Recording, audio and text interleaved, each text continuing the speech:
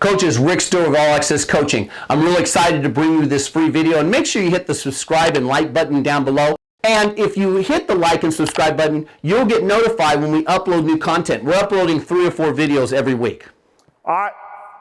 The bread and butter of what we do, man, is our staff. Like I tell everybody, I wish I can pay these guys more. Really, really do, but that's the backbone, man, of our program, of our operation, man. Is the staff. And like I said, majority of them here, I think we got 2 or 3 guys that are not able to be here today, but couldn't do what we do without these guys, because the way that my mental makeup is this, y'all have them, and you head coach your position, handle it. And they know the standard that we have and this and that, but those guys, man, carry out so many things. To me, man, your staff has to carry out your detailed vision. They have to. They got to be an extension of you. It has to be one common goal that everybody is pushing. That's at all times. I'm not in y'all coaching position. I coach the back, I coach the position, but at the end of the day, man, I'm not in every group, but it got to be the same lingo. Got to be the same language at all times. And those guys have to carry out your vision. All right. To me, I believe your staff has to be scheme-centric. You got to do what the players can do. And I just completed my 8th year as a head coach. Then I had to make one of the hardest decisions of my career. Like my OC for 7 out of my 8 years. Great offensive mind, a great guy all around, totally. But we just had to make some decisions on what would be best for the program. Not what's best for Coach Bates. What is best for the program? When we look around and see the direction of what's coming up to us, the makeup of the community, this is what we're going to have. We can't survive on things. We're going to get this transfer, he going to this transfer. Can't survive on that. I just say, look, man, this is Center Point. You see that middle school team, that 7th grade, that's what you're going to have in a little while. You see how he built? See how he moves? See how he thinks? We kind of got to change some things and see what's going on. And to me, you make your biggest jump going into the 3rd year. So we're going into our 3rd year. So at this point, we looked over some things and just say, hey, man, we needed more guys in the building. And like I said, my OC was out of the building. Great guy, great offensive mind. A lot of you guys know, great guy. Love him to death. Like I say, like my big brother. But we just talk about, hey, I need something, because it goes into, we're going to get that in a little while, is relationships with the kids. And Coach will call him a lot of times, like, Coach, he can do this. I'm like, Coach, this dude just, in 2nd period, he giving that teacher hell in 2nd period. But when you're there for practice, you don't know what went on 8 hours prior. So what I'm going more into now is everybody in the building. It's in the feeder, everybody's in the feeder pattern in some way, whether you're at the high school, middle school, everybody there. So now you you really get to know that kid. You know that kid outside of he can run, he can catch, he can block, he can tap. No, you need to know how he ticks. You need to know how he is at 8 o'clock in the morning. I want you to have that relationship with that kid in his real life, not just the extracurricular activities I deal with the football. All right, that goes into this personal relationship with the players. It's one of our kids this past year played in Alabama-Mississippi game. We were fortunate to have that, so the staff, we're going to load up. We're going to go. We made it a fun trip. After that, we had an impromptu trip. Coaches, we went to New Orleans. But hey, we wouldn't have got to New Orleans if it wasn't for old Hawthorne right there. So personal relationship with players, that's key. Because I understand me as a head coach, as heavily involved as I am, I'm not going to reach every kid in the way that Coach Wright, Coach Blythe, Coach Watson, Coach Brazier. I'm not going to meet those. I'm just not. I'm not going to have that relationship that you have, because that's your position. I'm just not going to have it. And it's a perfect example. We're going to get to signing day. Every coach here went through signing in the last couple of weeks ago. Well, when the kid don't sign, it's my fault. Kid don't go to the school that you think he's supposed to go to, it's my fault. So it's weird on signing day, though. It's dissension between me and parents, and your kid signing. But it's dissension because I didn't have that type of relationship with your son. Now, I was his head football coach. I was. Now, the total body being that we talk about, the holistic approach that we have with our players, yeah, I'm now. But I may not have texted your son. I may not have took your son to junior day. I may not have. But I coached your son how very strong your son had. I made sure I worried about your son's academics. I made sure your son was safe. I made sure he ate. I made sure he did all that. But it doesn't matter. They see more of who their son goes home and talk about. And I get that as a head coach. So it's great that it's a must that my coaches have a personal relationship with their guys. And that's just, I just had to get out my ego. Oh, I'm going to be, I'm in ins and outs. I'm going to know where everybody. It's just not possible. I love every last one of them, but I couldn't tell you who such and such, who his girlfriend is. I can tell you that now I have to know he allergic to peanut butter. I can tell you that. I can do some stuff like that, because it's going to fall back on me if something crazy goes on. But it's key that your staff have, man, personal relationship with their guys.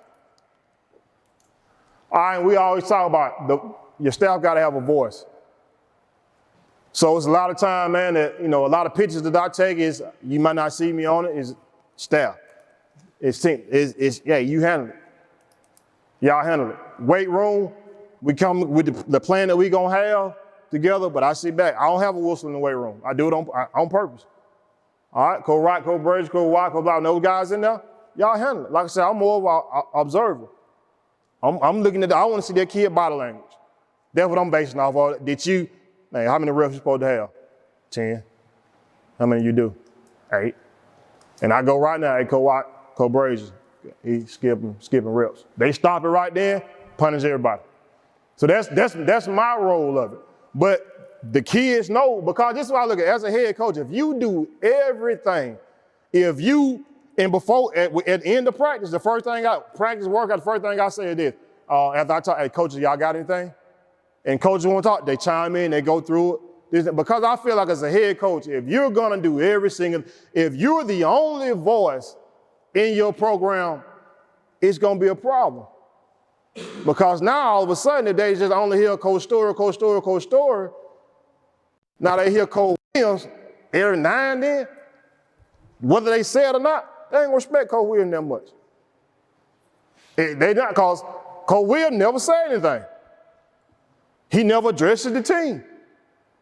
So those kids start putting, well, Coach Story ain't here. Shit, I get there when I get there. It's a problem. But now when every last one of your coaches have a voice, the team, they respond better and they respect those guys. It's a total positive, atmosphere. And everybody have their niche on the staff. Everybody's good at something on your staff. Like I said, I love the Lord and this and that, but right now we do certain prayers and this and that right there. Coach Washington is amazing. He can get up, he can lead a group of men like no other. When we do a lot of different things for our kids, for us cooking out and just after practice, impromptu, hey, he on the grill, make sure it's done. Coach Block got a great relationship with the kids. He kind of just, the way that they do this, it's amazing. Everybody on your staff everybody must be knowledgeable in football. But if all you can do is coach football, I'm not going to jail with you that much. It's just not going to happen. Because if I'm there, I can call you about it, Coach Clements. When you trade your tight end, what are you looking for? The movement. If that's the only thing I can call you about, we're co-workers. At that point, we just co-workers. We don't have a staff. We're not a cohesive unit. If I can't, hey man, how your daughter doing, man? What y'all got going on? If I can't invite the guys to my place, I can't come to their place, I can't ask them what's going on, man, I can't do, it's a problem. So everybody has to have a voice on your staff. Let everybody, what they do great, let them be great at it. All right, so we're going to love hard, we're going to coach hard. Like I said, everybody in the room, I understand it. We're going to love hard and going to coach hard. Because I'm right now, I ask the coach, man, please don't, be who you are, go all in. Just don't try your best not to use the F-bomb. All right, you know, try not to use, you know, female type, you know, terms toward the guys. Try not to do that, because I know at the end of the day it's hard for me to kind of, you know, get out of that situation. Do I every now and then? Yeah, I come, but I'm like, hey, I stand up for it. You know, but love hard, man. But at the same time, man, you know, love them hard, coach them hard. That's in everything. It's in life. It's not just talking about football. You know, that's just in every single time. Because we get it every now and then. It's like they know right now in the building, if you get in trouble with an administrator, don't come to me. And the administrators look at me funny now. The coach, James got in trouble. I know you need him Friday. So I can hold, no. Look, do your job, man. Do your job. The kids know on this team, if you get in trouble, you in trouble in the building. That's in the building. You have a different type of consequence when you get down to this field house. Well, they ain't get on, you know, I ain't get suspended. I don't care, that's their problem. You ain't playing Friday? Or you finna miss X amount of time Friday? So because I would tell them that's real life, man. I'm not saving you. And so the administrators kind of getting it now, but no, because if I save them right now, what's gonna happen when he call me when we 21, 22 years old? I gotta save him again? Because we've been saving them all their life? Like, no, they gotta learn. If you did the stove hot, you touch it hot, you get burnt. That's how we look at it. Now we'll help you, you know, get the wound cared for, we'll do all that, but no, you knew right from wrong, you did it, and I suffered the consequence. So that's one of the love hard type situations. That's Coach Bly again with his D-line. You know, hats out to Coach Bly, man. We were all man front, and all three guys, you know, were able to go on the side on scholarship. So that's a huge, that's a big, every time you see that picture, he tear up. So here we go. Coaches, I really hope you got some great information from that YouTube video. Again, hit the subscribe and like button down below. It gives us valuable data, and you also get notified when I upload new content to this channel. Thanks for watching, coaches.